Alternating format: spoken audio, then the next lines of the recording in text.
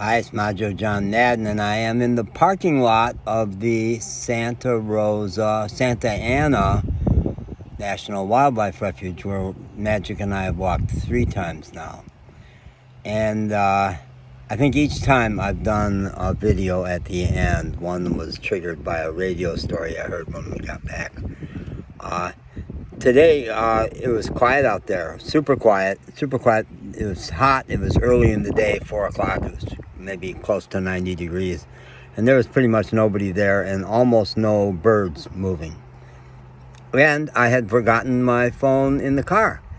And when I was 100 yards away from the car and realized it was back in the car, I went, good riddance. There's a national park in New Orleans where they encourage you to leave your phone and your camera in the car and just be. And just being is obviously, I mean, if you know anything about what I have to say, that's my primary aspiration these days, is just to be. Yesterday, I am sitting on top of a pretty big story about the Matamoros cartel and the border crossings, because that's where I've been, and that's been my focus for 10 months, is crossing those borders. And I had been on that same bridge a week before the kidnapping. So I called a couple of friends for looking for coaching about how to manage this, including that my big trip that I've been building up to for 10 months here into Mexico. I'm aiming to start on, now I've put it back to Monday. So it's a lot. And my one friend, after giving me some really nice listening, just could not keep herself from trying to give me some writing advice. Well, I saw this podcast. This woman has a lot of followers, and it looks like she really makes sense in terms of how to structure your message. And it took me ramping through about 3 different levels of intensity to get her to shut up. I mean, a core principle of mine that I got from Gestalt therapy was no unsolicited advice, and I sure had not asked. The way I said it today, you know, after 65 years of writing, I really wasn't looking for coaching about how to write. But, you know, it's an interesting counterpoint, because I have thought several times since, no, I don't end with some final summation or some, you know, dramatic I don't build around that. If I see a hole, you know, it's getting close to 10 minutes, I go, yes, that's the last thing to say. That's exciting. But I often end with, shit, it looks like I'm done, huh? Which she might find offensive. I just was talking, now the big outburst of words happened back in the parking lot when I encountered a couple who are winter Texans and come down here for the winter and are from Michigan, but they really make the best use of their travel back and forth. They do focus on it. But they kind of revealed that this time the whole trip back is going to be scripted around making a big stop at a huge tourist trap called the Ark. The Ark.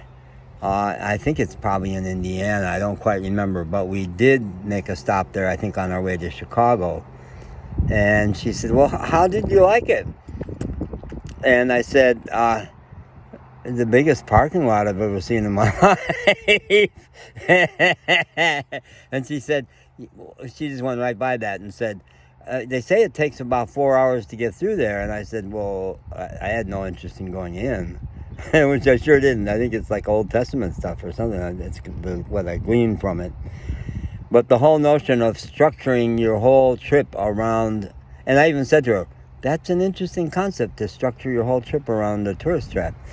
And she didn't get the irony of that. But I did follow by saying, to me, you know, it's like, boy, that bay that we parked by, that nobody was there, that was amazing. And I had mixed feelings about even making a tape about and a 1 hour walk that was all about silence. It was all about silence, like how much silence can I take? And wow, look what's happening to my nervous system from nothing busy, nothing happening. It just It's all so beautiful and organic in here. So I at first I said, well, wait till we get back to where we're camping tonight to make the tape, but it's spilled out now.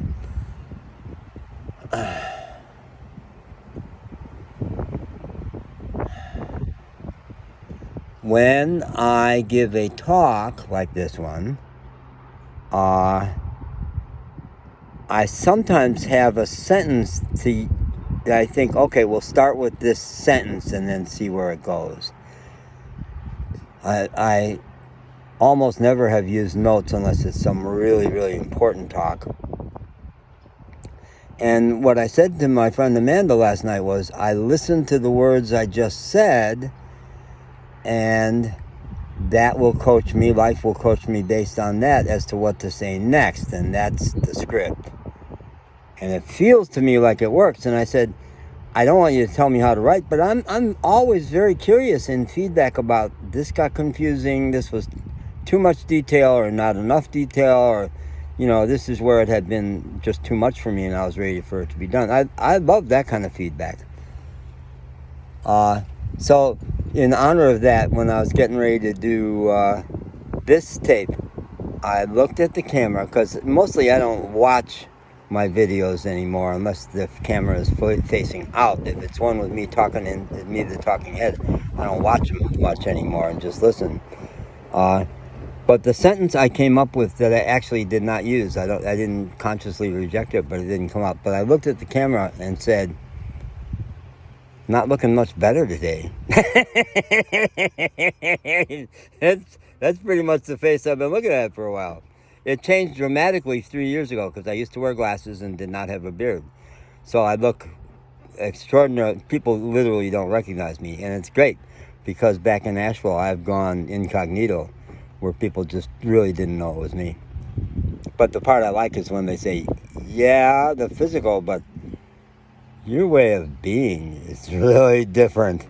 You're rating a very, very different presence, and I'm conscious of that. That's the big change. But the no glasses and no shaving is all part of the hairy man. You know, Robert Bly, the thinker behind the men's movement, talked about the hairy man. The part of you that is not looking for approval, is not playing to the women in the room, but is just being yourself. And that always has been the purpose of getting men off by themselves, so they don't have to worry about what are the women going to think of what I say. And so I've led or been in men's groups almost all the time for 30 years. Me and Monty, my buddy, were leading them, I guess not literally before anybody else was, but way early. And it's because the Mental Health Association recruited him to lead a workshop, Saturday workshop for men, and he recruited me to help him. And then we led groups after that. One of my men's groups, Michael's wife had been out at her women's group for the night, and she got home before we were quite done, and she thought she would just kind of slide in the background and go to her room or something. But the way she reported it to him the next day was, the energy in that apartment was such a shock after my women's group, I ran. I just couldn't be there at all. And I think that's the way it's supposed to be. We are two different tribes. And, you know, there's all kinds, you know, there's all kinds of ways it's more complicated. It's not either or. But if guys are not different from women, and you know, the trans thing obviously complicates the whole thing. And I'm gladly letting myself be confused about it all. But on some fundamental level, guys are guys and women are women. And if we're not different, we lost something awful big. Awful big. Awful big. Okay, so I got 20 seconds. I'll just do awful big. How's that for the da da da da da da da da da da da da da da da da da da. That's all, folks. Bye.